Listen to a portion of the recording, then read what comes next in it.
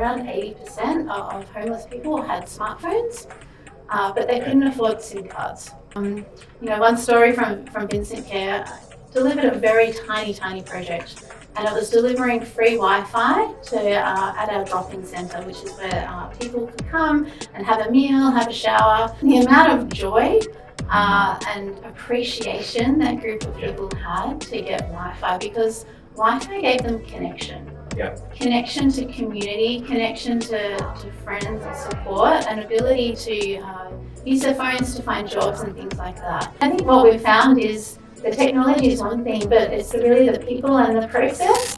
Today, we're joined by Suzanne Hall, a passionate and purpose-driven technology leader who's all about using technology to create real impact. With a career spanning government, not-for-profit, corporate sectors, Suzanne is committed to working with value-based organisations that drive meaningful change.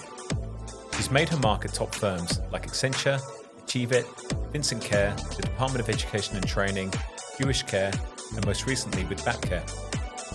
And with her name appearing 4 times in the CIO 50 list, she's a widely respected leader in the tech space.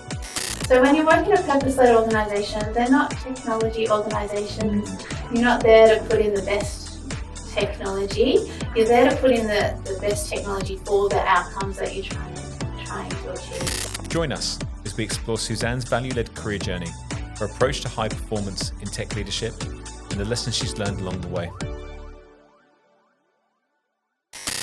So Suzanne, thank you for joining me today. Thank you, Anton. So good to be here. You've had a wonderful career, and when we were researching ahead of today, I think what we kind of unpacked, or what we observed, was there's probably 2 themes that really stood out for us. The first one was really today talking about you being a tech leader in a sort of value-based, community-focused organisation with purpose, and what that's kind of meant to you and why that's been important. But also, what does a high performance mean for you? You've been an award-winning CIO, but I'm sure that is also the product of you having a great team. So how have you kind of put those teams together and enabled that? But before we go to that, we're going to go backwards a little bit, and we're just going to kind of learn a bit about you and your sort of backstory. And I believe you're a Melburnian, and I saw that out of high school you went to RMIT and you studied, of all things, chemical engineering. I did, yes. I actually never thought I would work in IT. It was never even on my radar. Mm-hmm. But I was naturally drawn to maths and science at high school, so that led me straight into chemical engineering and business at university. From university, I went to work at Accenture as a consultant, and that's where I started my IT career. And I think the problem-solving skills that you get from engineering really help in the IT space, and were a really big benefit in consulting. Yeah, that's interesting. What was motivating chemistry? Did you just love tinkering in the lab at high school or something, and thought, I'll go and kind of pursue this a bit further? I love solving problems, and chemical engineering is really about solving process problems. So every small percentage, if you can make the process more efficient, it delivers you a better product or a more cost-effective product. So it easily translates to IT and a career in technology. And it, looking back, it's something that I'm really glad about. Whilst IT was never on my radar, I'm really glad that this is the career that I've pursued, because there are so many different areas in IT and so many exciting things that you can do in this space. Yeah, 100%. And it's interesting, isn't it? I guess because science and chemistry is about experimentation, but also variables, right? In terms of and you learn the way that those variables impact each other, which, as you say, is a kind of transferable skill then through into technology with problem solving. Yeah, that's exactly right. I also studied a business degree, so the management and leadership skills that I learned in that degree also translated into IT as well. So whilst it wasn't a traditional start in the technology space, I think it has given me a really good foundation to move into IT. Yeah, amazing. And you then, as you mentioned, you went to Accenture as part of their kind of graduate program. What kind of drew you to management consulting?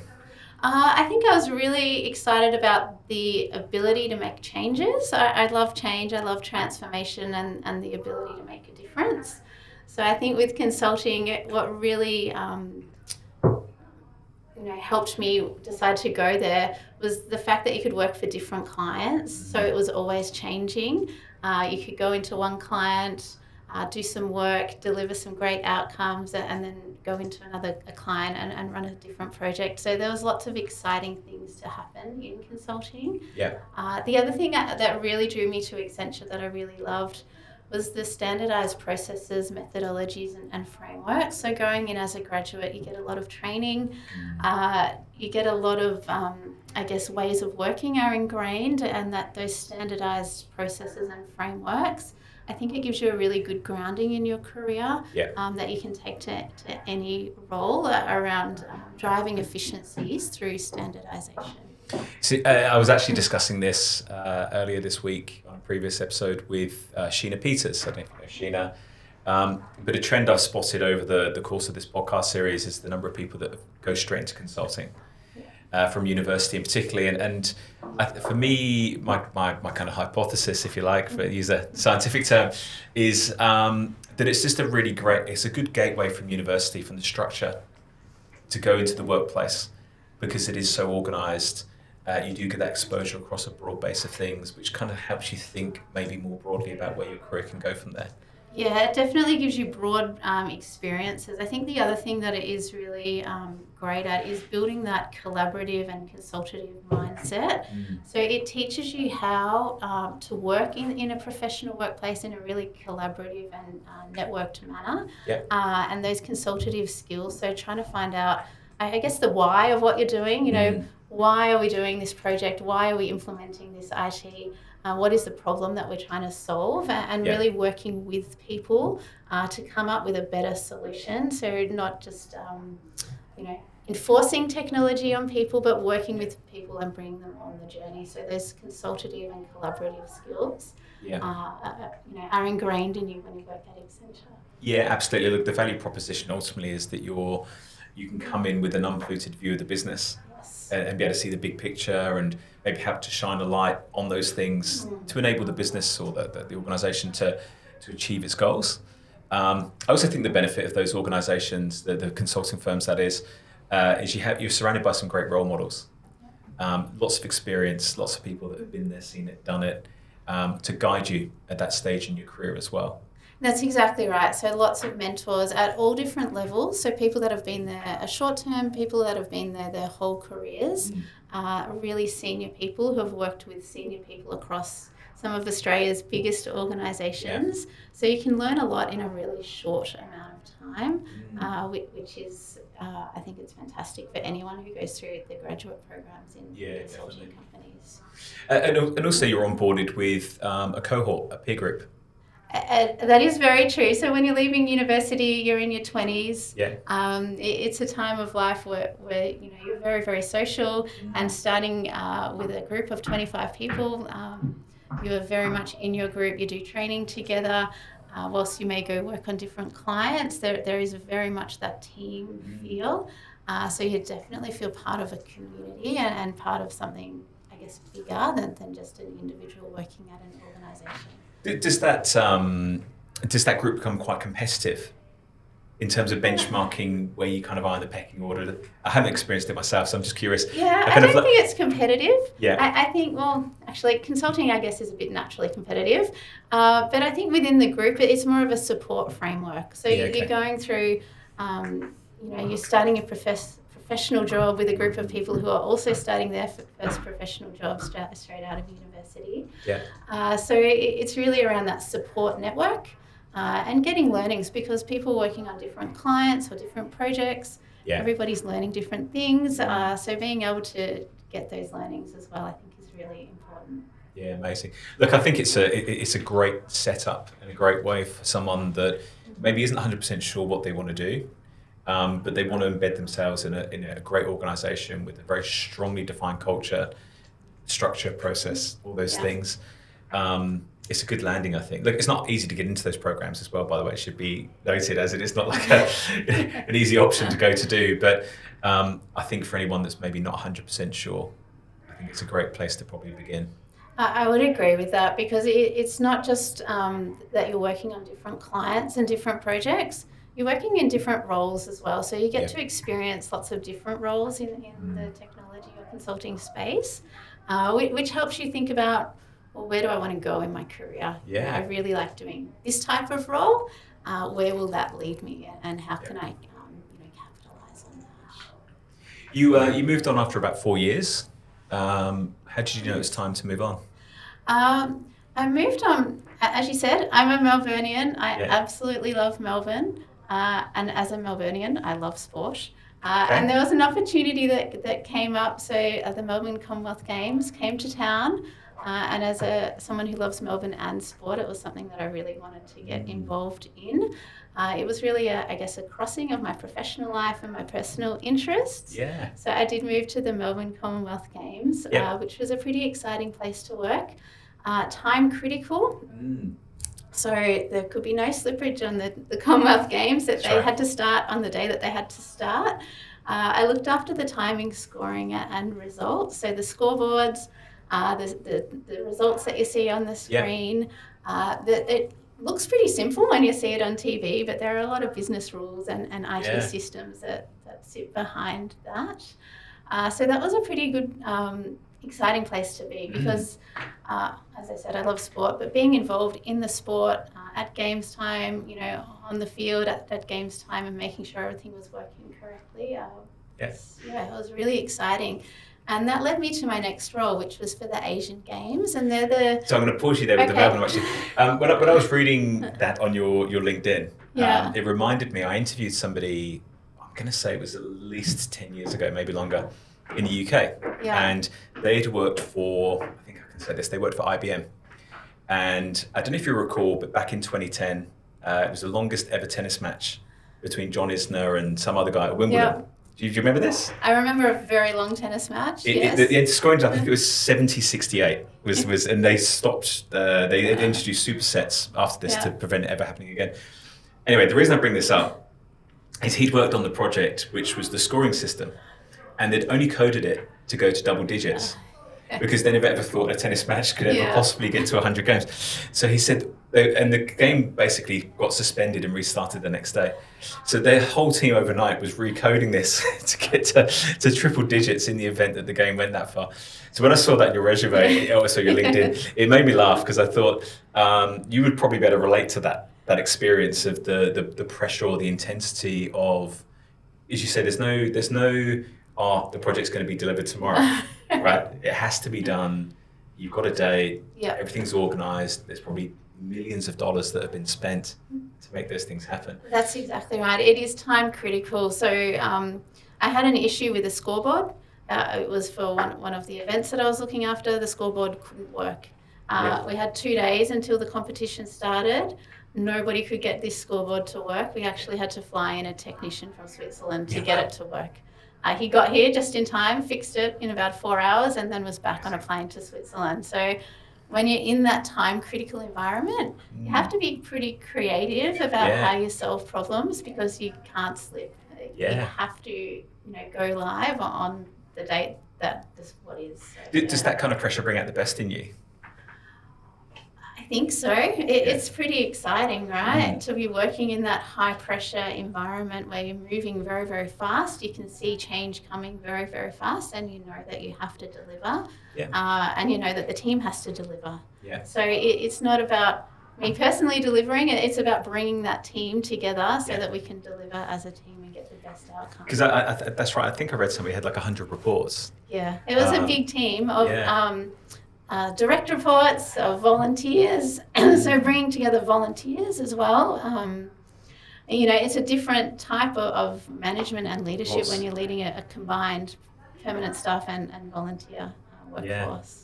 It's a different dynamic managing a volunteer, as in because they're there because they're very committed, but it doesn't necessarily mean that commitment's pointed in the right direction. It's a different kind of diplomacy to get the best out of that, I think. It definitely is. I think with a major sporting event, everyone is there because they want to be there and they want to see the sport succeed and they want to be part of that journey. So I think you're already at a really good starting place because everyone is of that same sort of mindset that they love sport, they want to be there and they want to deliver on time. Absolutely.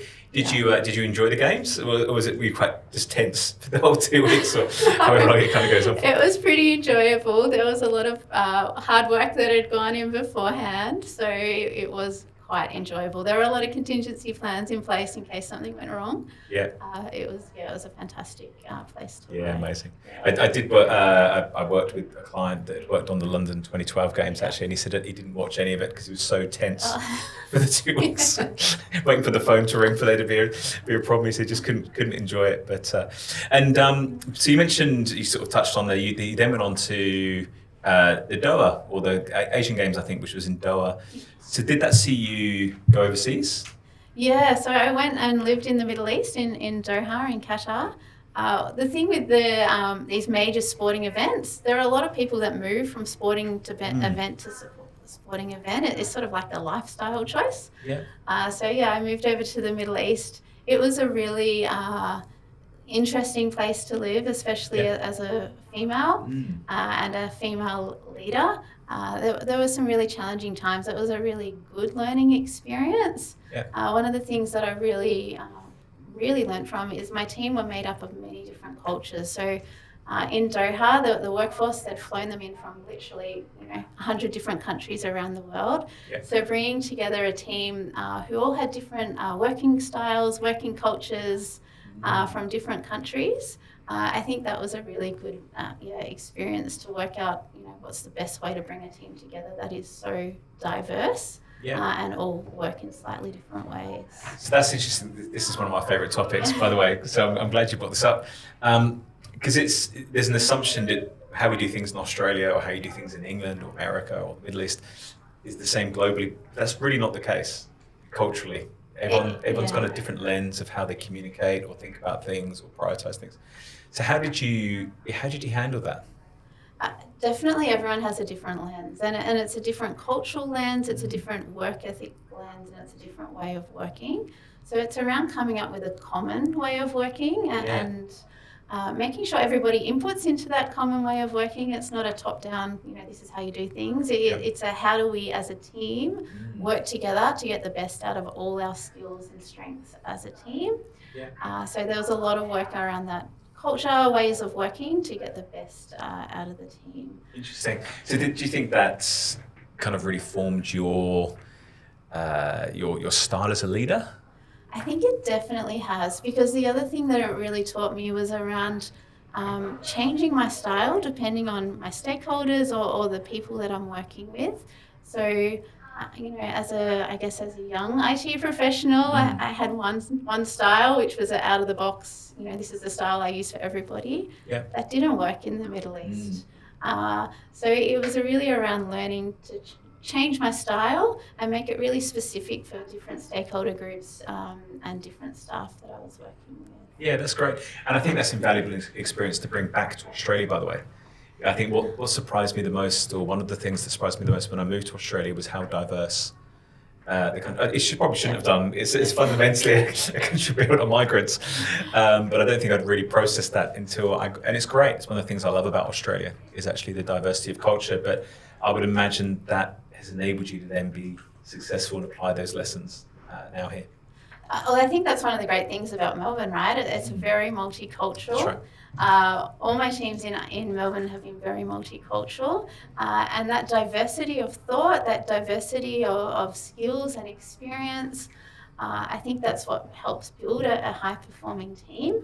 If I go out and recruit a whole team of people that are exactly the same as myself, I'm not going to get very good outcomes. It's really bringing together diverse people, recruiting for diversity and inclusion, and making people feel included as well. So I think I am a big believer in diversity. Absolutely. And it's diversity with mindful or conscious effort to make it work. That's exactly right. It's not diversity for diversity's sake. That's right. It's how do I bring in different schools of thought, different skills, so that as a whole the team performs at a really high level. That's right. Just hiring a diverse team and chucking everyone together and saying, off you go, isn't going to get the benefit of that diversity. I think is definitely my experience. So you definitely found your niche. were you tempted to go on to work on another games after that? Or you kind of done with organising? I guess I would have loved to. My husband was over in the Middle East with me, so I actually got pregnant in the Middle East, and I came back to Melbourne and had my first child. Okay. So that's interesting. So again, kind of coming back and being around familiarity, family, and so forth, I guess is probably pretty important at that stage. Yeah, definitely. My family are in Melbourne. It was really important for me to come back to Melbourne, have my family around me while my child was young. So, yeah, amazing. And I saw that makes a lot of sense because I saw on your LinkedIn profile at that point when you came back, you joined Achieve IT or Achieve It. I'm not sure. That's a bit of a pun with the name. So I just worked part-time for a number of years. I have 2 children. I wanted to take some, I guess, time to spend time with them as they were young. So I worked part-time for a number of years as a contractor. I worked mainly on projects so Achieve It were a not-for-profit, they're a consulting company. Yeah. And on the projects I worked mostly in the not-for-profit and health projects. Yeah. And that really, I think, instilled for me a love of the not-for-profit sector. Yeah. Because it showed me that I could make a difference and I could really help organisations get really great outcomes for their clients. As you know, some of their clients are the most disadvantaged of society. So. Yeah, look, absolutely. And again, I kind of observed that seemed to be the start of your career in kind of not-for-profit and health. And I was curious if that was a conscious decision or whether it was just circumstance. There was a great opportunity and it kind of fit with your life at that point. It was a conscious decision. So having a purposeful job, it's what gets me up in the morning. Working in not-for-profit and in values-based organisations, organisations that align to my own values. As I said, it makes me feel like I'm having a really positive impact on society, and that's something that's really important to me as a person. So what have been the key lessons that you've learned from working in purpose-led organisations? So in terms of the key lessons, again, it's around collaboration and bringing people on the journey to get the best outcome for your clients or your residents or your customers. Yep. So when you work in a purpose-led organisation, they're not technology organisations. You're not there to put in the best technology. You're there to put in the best technology for the outcomes that you're trying to achieve. So not technology for technology's sake. Yep. So it's really, I think, around that collaboration and working with the business to get better outcomes. I think it's also around innovation. So as you mentioned, in the not-for-profit, the budgets are smaller than the corporate space. So it's how can we get more for less? Yep. You know, how can we put in drive innovation, continuous improvement to deliver more with a smaller team or a smaller budget or less projects, less technology. Yeah, great. And I think it was in 2014, you then joined Vincent Care as IT manager. So you kind of came away from the consulting and kind of went back. I'm assuming that was full-time. Yeah, so I was ready at that point in time to go back to full-time work. Vincent Care, a homelessness service provider in Melbourne. So working with some of the most marginalised and disadvantaged people in society. And I really, one story from Vincent Care, delivered a very tiny project. And it was delivering free Wi-Fi at our drop-in centre, which is where people could come and have a meal, have a shower. And this was back when you couldn't get free Wi-Fi on every street in Melbourne. So it was literally delivering some free Wi-Fi, but at the, I guess it's called the ribbon cutting ceremony of turning on the Wi-Fi, there are about 50 people there. Yeah. And the amount of joy and appreciation that group of people had to get Wi-Fi, because Wi-Fi gave them connection. Yep. Connection to community, connection to friends and support, and ability to use their phones to find jobs and things like that. Yeah. So there was a study done at the time that around 80% of homeless people had smartphones, but they couldn't afford SIM cards. Right. So the free Wi-Fi was a really important tool to really give them that ability to connect and connect online. So it was a tiny project, It was didn't cost much, didn't take much to set up, very, very tiny, but it had a really big impact on a group of marginalised and disadvantaged people. Yeah, that's amazing. And that's a great example, I think, of technology kind of enabling the mission of the organisation and making a real difference in something that most people probably wouldn't even think about. That's exactly right. And I think that's the power of technology and IT. Yeah. I think we've seen it get more important over the years, and it's a really exciting place to work. And I think being able to deliver those outcomes, and that was a tiny example. I've also worked on very, very big transformation projects, but being able to deliver that outcome, using technology as an enabler, I think is really positive. Have you ever encountered maybe a conflict's maybe not the right word, but let's say a misalignment, it's a better word, between the values of the organisation you've been in, particularly in more sort of purpose-led organisations, and the needs of technology? Does that kind of ever occur? Or is it very much aligned between the two?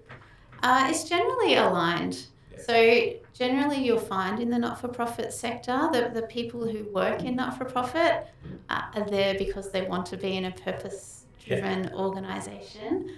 And they are really focused on the client and customer-centric outcomes, and making sure we do deliver the best for our clients and customers and residents in aged care. So I think there is that values alignment to people who are working in the not-for-profit sector. Yeah, okay, that's interesting. In terms of your experience early on with Accenture compared to this, was there, in your more recent experience, is there a noticeable difference in kind of the way that technology is a function between maybe a private organisation and a not-for-profit organisation? Well, I think it's different drivers. Yeah. And different outcomes, and I guess different value proposition. In not-for-profit, it is really about the customer. And when you're a not-for-profit, because you do have limited resources, you want to make sure every resource that you're dedicating to technology, be it money or staff, you're getting a lot of value back for your customer. So it is improving their lives and their ability, or for staff, it is improving their ability to work. So it's really that focus on people rather than I would say the commercial, corporate way of life. Yeah, great. And what kind of challenges or unique challenges does that create? I think the resourcing is a unique challenge, but also how do we get the best technology for the sector? And I'm currently in aged care, and one of the things that the Aged Care Royal Commission showed was the aged care sector was behind other sectors in terms of technology, but also in terms of the digital literacy of staff. So as a sector, it's how do we make sure what we are investing in technology, as well as being compliant to the legislation, caring for our clients, how do we get the most or the best value technology for the sector? We're not a bank, we can't go and spend a significant pool of money on this. So how do we get the best value for the sector? And I think that's where working with partners comes into place. Yeah, interesting. And I saw after that role you moved into the Department of Education and Training, and I think I read you led an enormous transformation, which I think was across 11,000 users and 2,500 kindergartens. And I think what struck me when I was reading that was that, and probably similar to where you are today in the aged care sector, particularly kindergartens, they tend to be small businesses, ultimately, that maybe aren't thinking about systems or technology, probably on the scale as a bank or larger corporates, yet it's still so important within their organisation to enable it to function. So how did you... Tell me maybe a bit about that transformation. How are you kind of successful in what you did there? Yeah, so that was a really interesting. So there's a lot of legislation that's gone through in the past few years with a bigger focus on early childhood education, because that's a key indicator of how successful somebody will be in life. When I first started at the Department of Education, we were using a really old legacy system, essentially to pay the kindergarten because the government funds 3 and 4-year-old kindergartens in Victoria. And the kindergartens didn't know when they were going to get money. They didn't know how much money they were going to get. So they were sort of flying blind. It was a bit like, I'd say it was a bit like before Uber came along. When you ordered a taxi, you had no idea how much it was going to cost you to get to your destination. You had no idea when it would turn up. And then Uber came, and all of a sudden you had that visibility, transparency. You knew exactly what it would cost and when you'd get the money or when you'd pay the money. This was exactly the same. So it was putting in place a system for the kindergartens so that they could put their children enroll their kindergarten children, and they would know real time how much money they were going to get funded from the government for each child and when they would be paid that money. So then they could plan around their staff, how many staff they would have at the kindergartens, and it gave them that visibility and that transparency.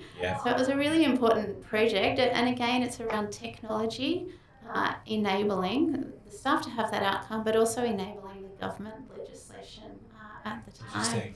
So it was a large transformation. It was training a lot of people, and again, in the early education space, similar to aged care, the digital literacy may not be the same as, your knowledge workers or your professional workers.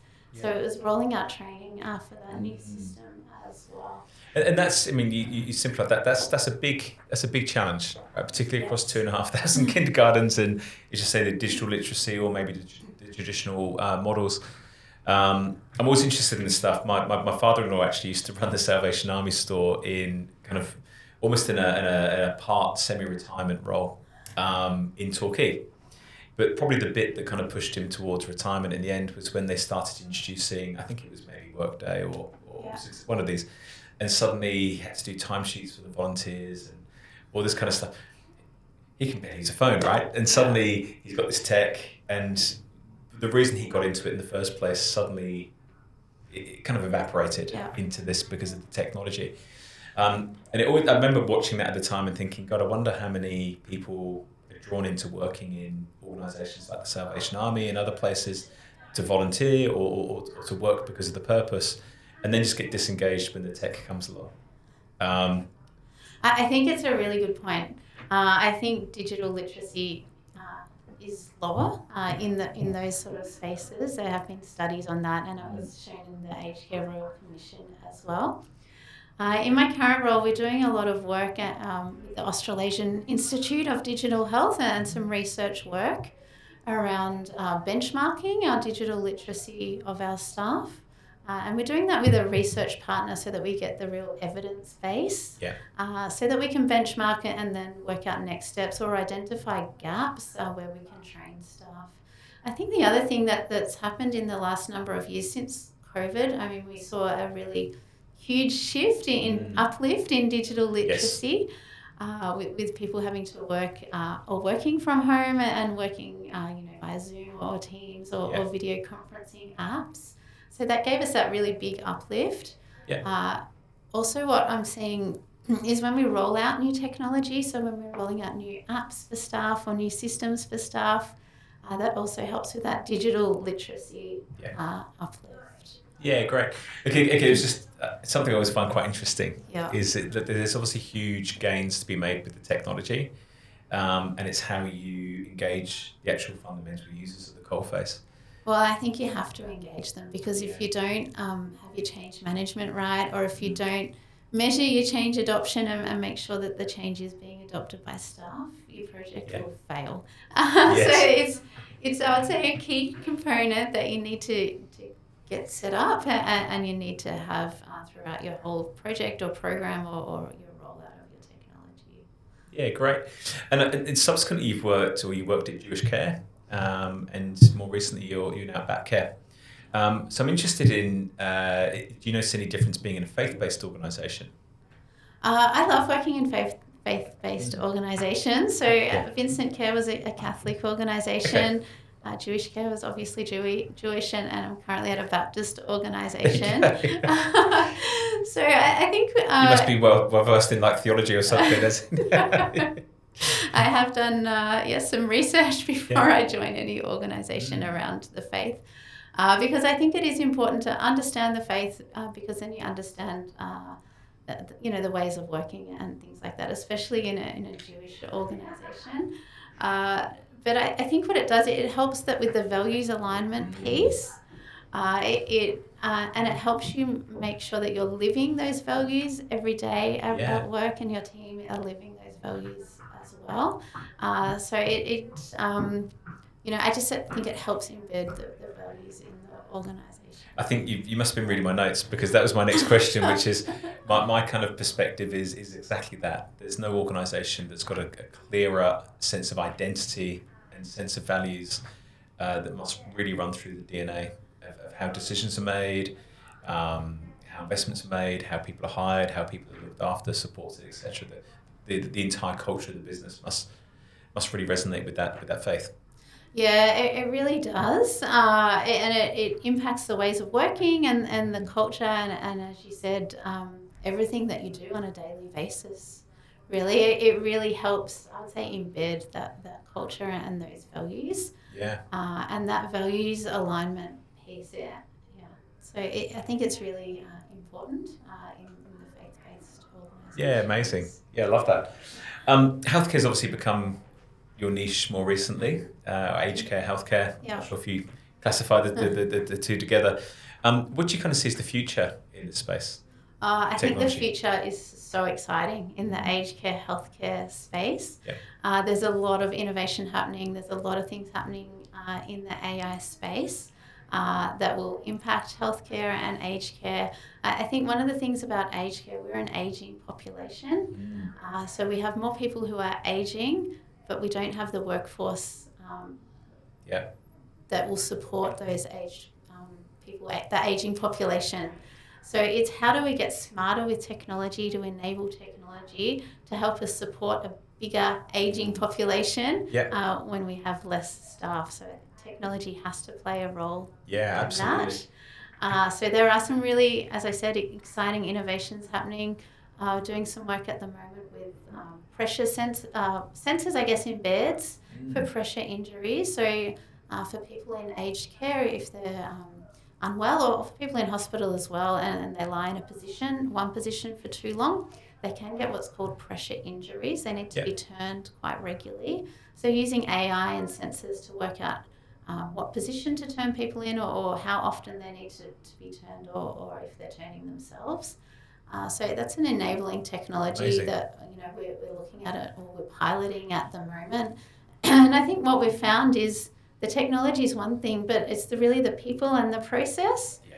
So the technology comes in, it enables your processes to improve, and how you're training your people to improve as well. So I think there are a lot of opportunities in this space. I was speaking with somebody, and I can't think if it was on the podcast or just generally in life, with an AI business, and they were working with an aged care business, and they were looking at the handover between shifts, between the care staff, and the way that they could use AI so that some of the practical, the hygiene factors, let's call them, are kind of managed, so they can then focus on the patient care, or the support. I don't think patient's the right word, but the support of the customer and their experience, as opposed to just talking about the medication that's been taken, or when kind of that can be done over here. Yeah, that's exactly right. So using that AI to create those handover notes, to help with the handover, similar to if you're providing care at the bed or care to the resident,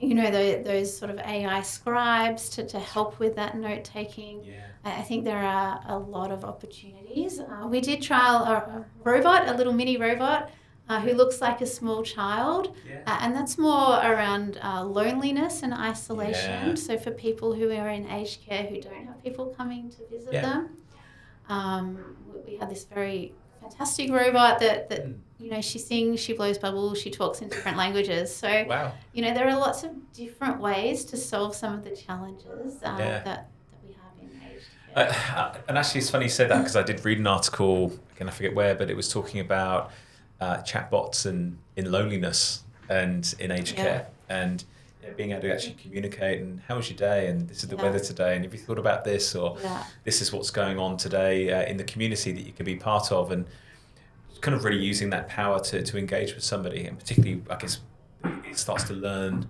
the patterns or the trends or the habits of that person as well and their interests. Yeah, that's exactly right. And think technology like that you can use at an aged care facility or you can use in people's homes. So with the new government legislation coming out, there is a big push for people to stay in their homes for longer. Yeah.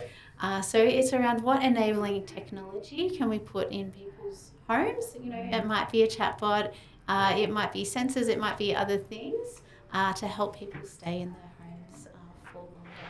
Yeah, that's amazing. And as I kind of touched on, and probably broadly we've been talking about this, definitely a theme probably we've seen and I've seen in recruitment over the last 5 to 10 years is increasingly people wanting to work in organisations with purpose. And there was some data from Deloitte, their 2024 Gen Z and Millennial study.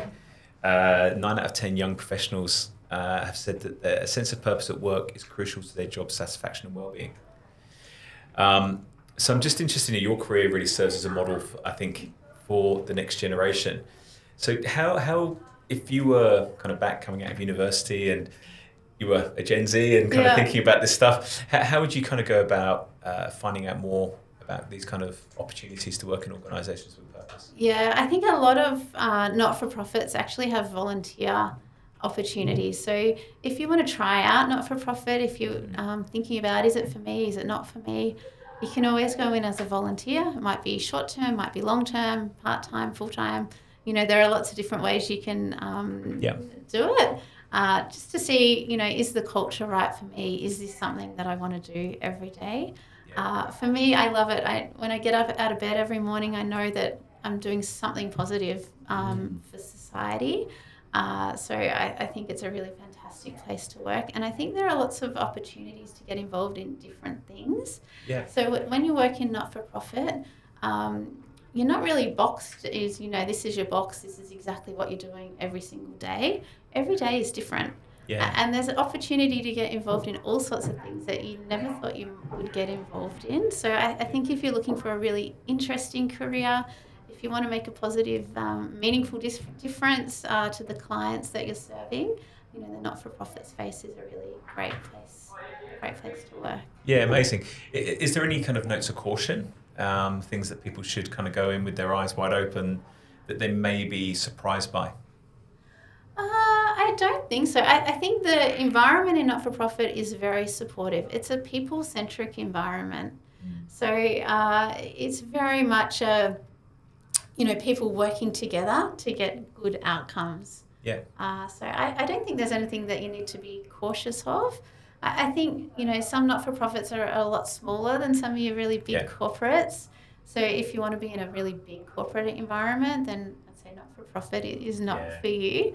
But if you want to be in an environment where people matter and where you're on a continuous learning and improvement journey, where you have ability to be creative and be innovative, then I think it's a really great place to be. Yeah, nice. Thank you. I'm going to move on and talk about awards. Okay. And last year you were named in the prestigious CIO 50 for the fourth time. And actually your first time, I think, in the top 10. So congratulations. Oh, thank you. What do awards like that mean to you?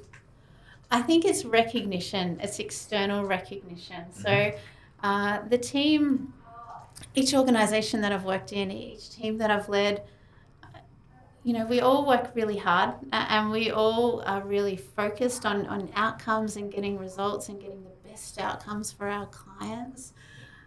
So to get an award, it's external recognition to say, actually, you're doing a pretty good job. Yeah. Compared to all the IT teams in Australia or projects that are happening in Australia, you're actually doing really good work. So I think it's really fantastic external recognition for the team. Yeah. My current team, we've done a lot of work on IT service excellence. So how do we bring IT from an order taker to be a real partner with the business? Yeah. And we've done a lot of cultural work on that. So it's really exciting. We were also named in as a finalist in the Customer Value Award. Yeah, great. Because as part of that IT service excellence, it's that real focus on our customer. And when you work in IT, our customer is really the staff that we serve, and then they help the end clients or our residents. but it's how do we focus, on the customer to deliver the best service that we can for the customer. And we invested a lot of time and energy in that. So to get the recognition of an award it was just really fantastic. Yeah, the amazing. Whole team. I'm a big believer that no team drifts to greatness. That happens because of good leadership. So how have you kind of gone about sort of crafting that yourself? I treat people how I want to be treated myself. Yeah. So I think as a leader, being kind and compassionate and treating people as people and showing people respect. Yeah. Every single person in my team is fantastic. They are amazing at what they do. So it's about harnessing that, leveraging people's strengths, so that we come together as a whole and we can move forward as a whole team. I think the other thing that's really important, and we've spoken about diversity and inclusion, but it's also continuous improvement and learning. Yep. So IT moves fast. Yes. Right? It doesn't stay still, and we've seen it, with the advance of AI, it's moving very, very fast. So how do we have a continuous learning environment, provide professional training and development to staff, so they are advancing in their roles and advancing in their careers?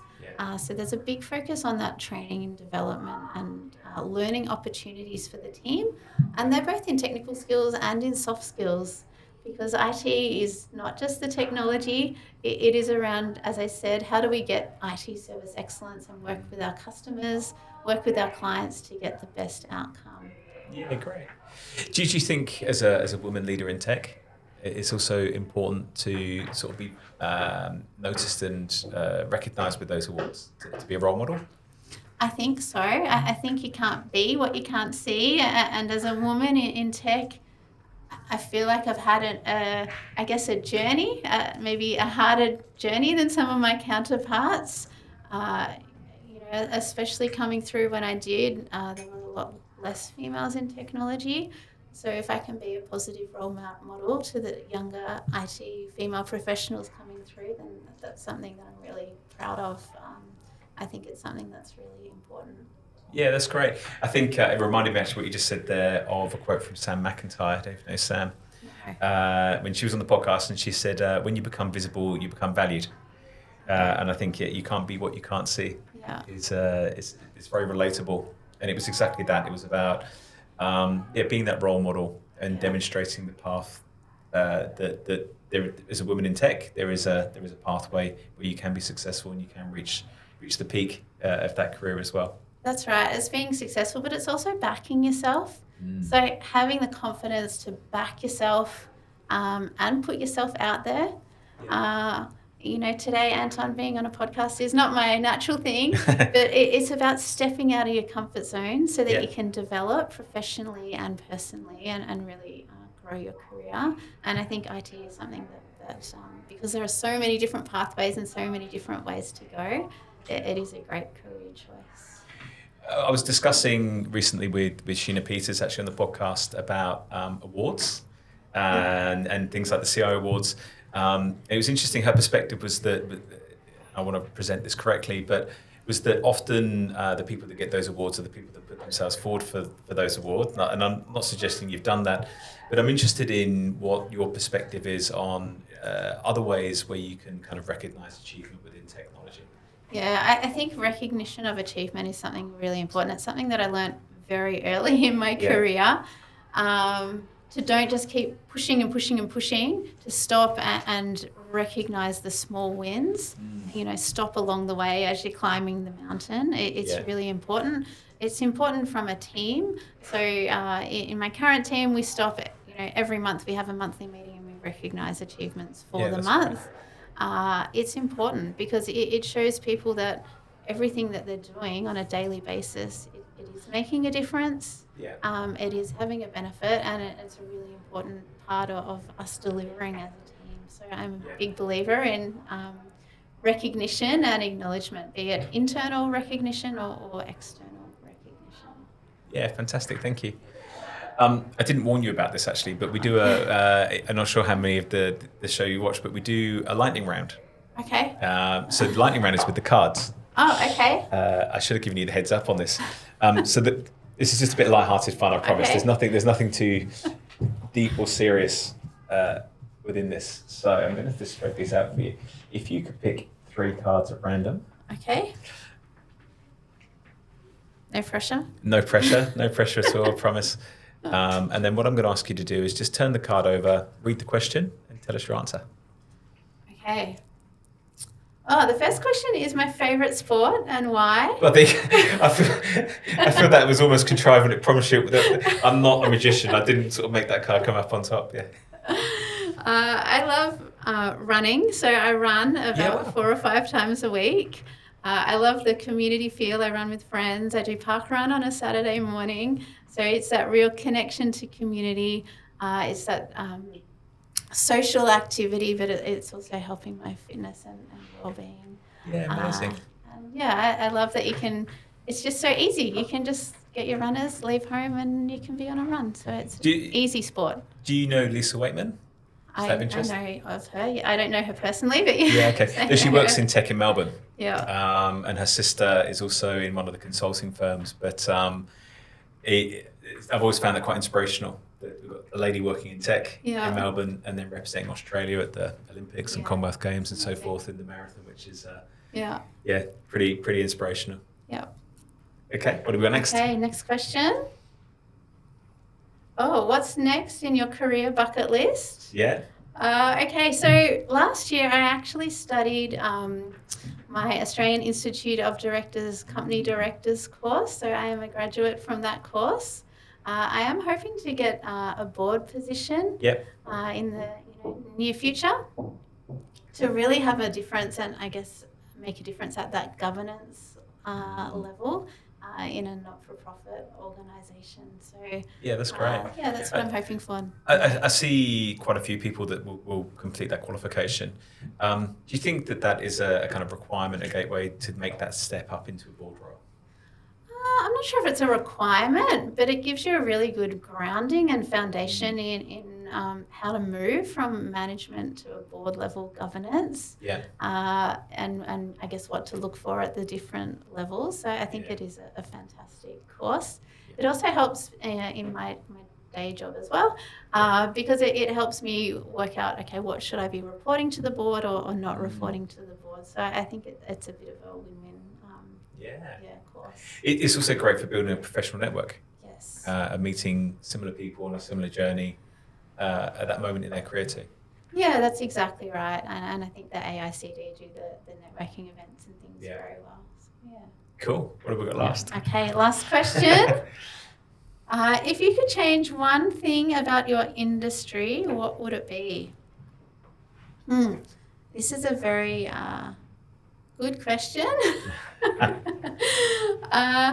So, as I said, I'm currently in aged care, and we are all aging, even you and I, Anton. Yeah. So I think there are quite a few things that I would like to change before I get, aged myself and move into the industry, which is why I'm working in this sector to help make positive improvements. If I could change one thing, I think, and this, I guess this is a bit of a tricky one. I think investment into the sector, as I said, we're an aging population. We know that we need more aged care as we age as a population, and more support from the government. So making sure that the funding, government funding is commensurate with the aging population. Absolutely. And I think we don't know what the future is going to bring, but you hear the predictions of life expectancy increasing, aging, health expectancy increasing and so forth as well. I was speaking with a lady last week called Claire Canham, who's ex-CIO, I think, from Coles. She launched a business called Grey Matters, and they're working specifically around kind of people towards the end of their traditional career, and what other kind of careers and so forth can kind of keep people engaged in the workforce and so on, which is quite interesting as well. But it's great seeing those businesses and people launching businesses and start-up businesses that focus on that part of the market, as opposed to creating another TikTok platform or something to try and engage the younger generation. It's so true, and there are so many opportunities in aged care to really improve things. aged care is a really special place to work. It's full of a lot of caring people. We're trying to make people's lives the best of their last few years that we can.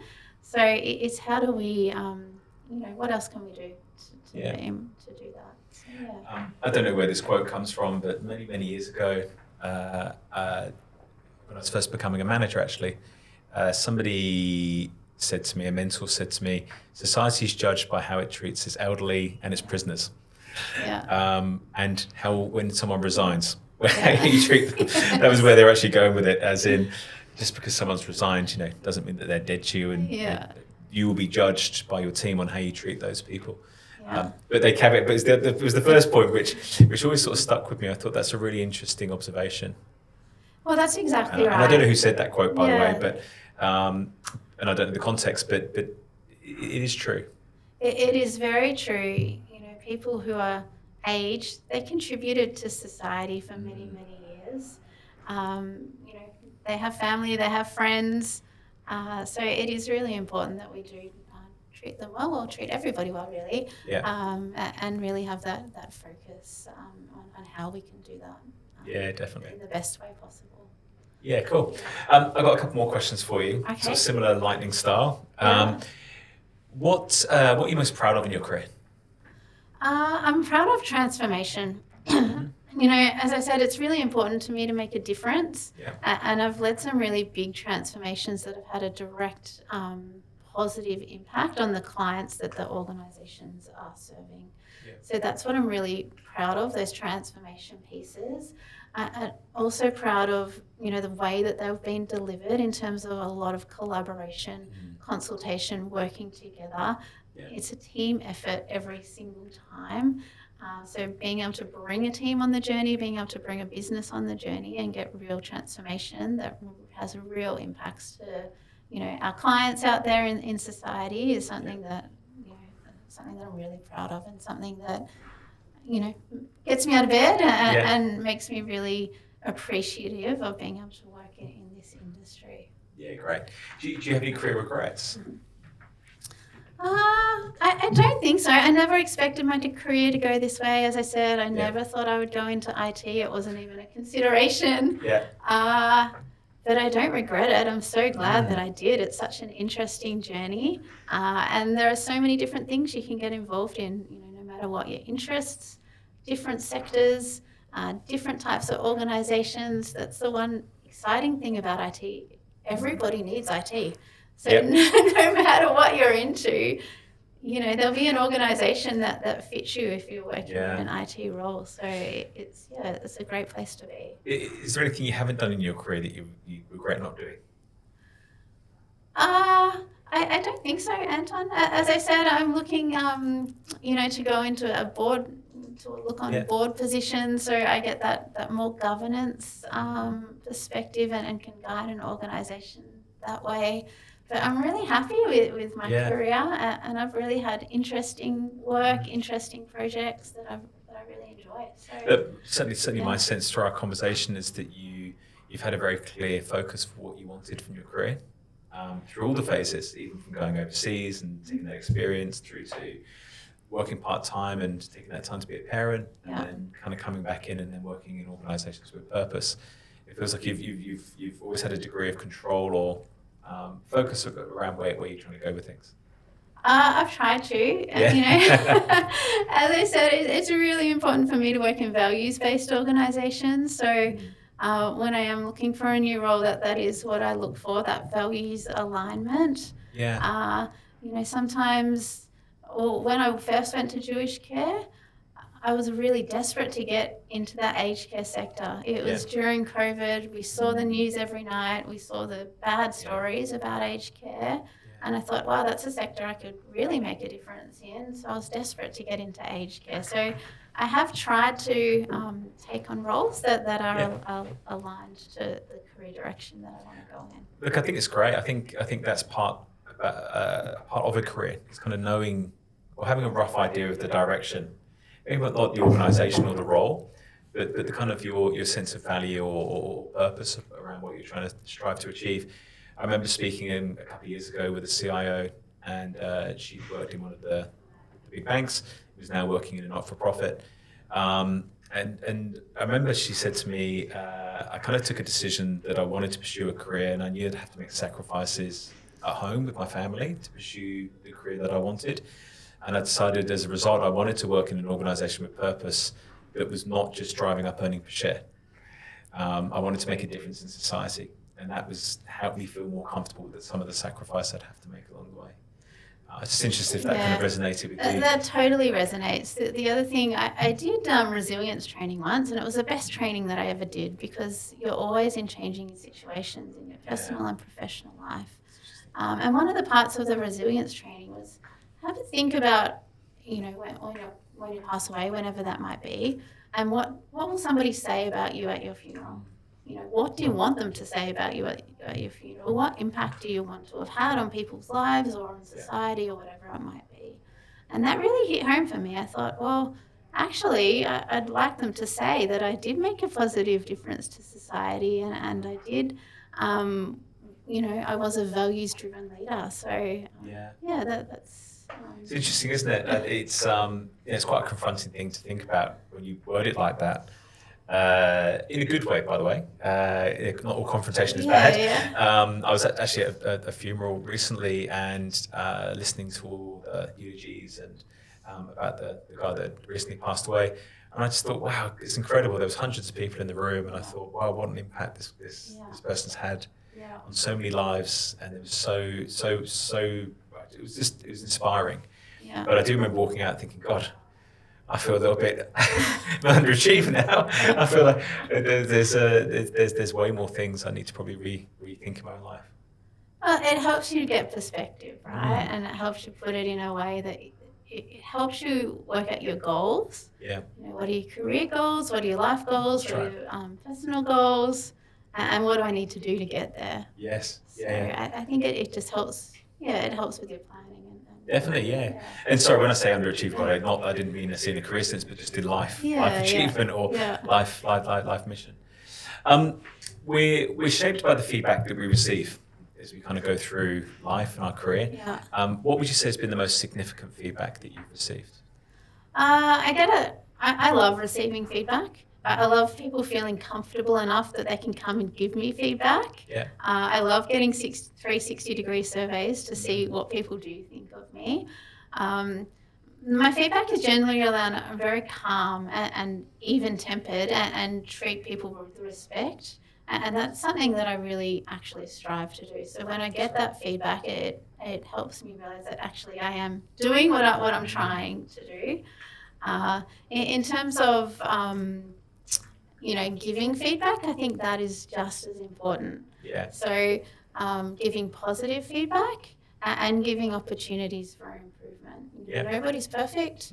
I think feedback is a very important tool. Definitely, feedback's a gift, right? Yes, it is definitely a gift. Have you ever had any feedback that's surprised you or made you change the way you've approached?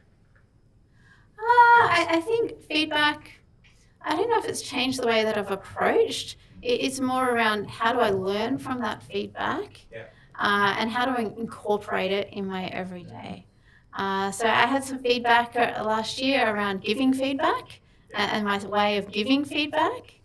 So it was how do I best give feedback, and how do I give feedback to different people, because different people hear feedback differently. So how can I tailor my messaging to give feedback that is more impactful and helpful for that person?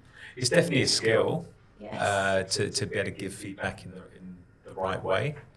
Are you familiar with the book or the concept of radical candor? No. Okay, 100% recommend it. It is all about how to give and receive feedback and how to. The model that she talks about within the book, Kim Scott, is how you can be ruthlessly empathetic or obnoxiously aggressive. Yeah. But actually finding in the middle is the kind of sweet spot between the two. It's way more involved than that. Yes. One of those books I read, and my head hurt afterwards because I thought, I love this. This is such a great philosophy around feedback. And we actually probably spent about 12 months within our business bringing it to life and working with the business, talking to everyone in the team, running workshops, practicing, identifying when we were being ruinously empathetic or obnoxiously aggressive, to try and work through that. And it's an ongoing journey, I think. But I do think that it is such an important part of working as a group or a team to achieve something. Yeah, I totally agree. I think the other thing when you're giving feedback is to think about that impact. So what impact did that action have, either positive or negative, and really look at the impact and help, change the impact of, when you're giving that feedback. So. Yeah, great. If you had a singular piece of sage advice for the next generation, what would it be? It's really, and I think I said it before, it's really back yourself and have confidence in your own ability. It's easy sometimes, well, it's not easy. Sometimes you're in a situation where something feels totally impossible. It's a massive project or a massive cultural change or whatever it might be. And it feels impossible. You think, how on earth are we going to get through this as a team, as an individual? And it's really around backing yourself, having confidence, and just taking it step by step.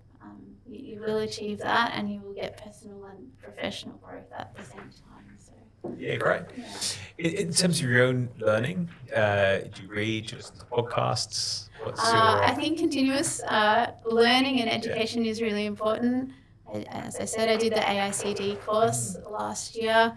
I also have a executive coach that helps give me tips and things like that, just as a bit of a sounding board when when I need some advice, some external advice. One of the things that he gave me last year, which I've really appreciated, is the 3-to-1 positivity ratio, which is Barbara Fredrickson. And it's around when you're doing self-reflection or team reflection, and we do, as individuals, we do self-reflection all the time. It's having 3 positive things to 1 negative thing. So it's really trying to build that positive mindset and help building resilience as well. That's interesting, because we're often not very kind on ourselves, are we, with our own thoughts? That's exactly right. So if you've got a ratio there that you think, okay, for every 1 negative thing that I reflected that I didn't do quite right, what are 3 things that I did really well in that situation? So it's trying to get into that mindset of 3 positive to 1 negative. I heard someone say once, if we spoke to other people how we speak to ourselves, no one would really like us. And that always kind of resonates. I always think about that quite often. I think we're definitely our own worst critics. That is very, very true. I'm also a big fan of Simon Sinek and starting with the why. I think the why is the most important bit. Once you have the why, everything else can follow. Yeah, great.